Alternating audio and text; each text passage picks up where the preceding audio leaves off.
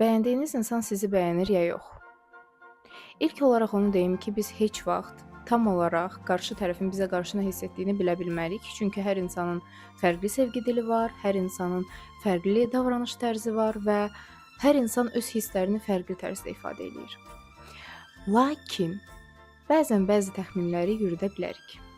Problematik məqam odur ki, biz bir insanı bəyənəndə artıq onun hərəkətlərini obyektiv dəyərləndirə bilmirik. Çünki işə həm təşvişimiz daxil olur, həm intuisiyamız daxil olur, həm də ki, arzularımız daxil olur. Ona görə də bəzən qarşımızdakı insanı səhv anlaya bilərik və onun hissi olmadığı halda hissləri olduğunu düşünə bilərik və ya tam tərsi, hissi olsa belə, yox, boş şeydir, özüm şişirdirəm kimi yanaşa bilərik. Belə hal yaşadığınızda özünüzə bir sual verin. Əgər mənə bu davranışı bəyəndiyim insan yox da çox neytral olduğum bir insan göstərsəydi, mən nə düşünərdim?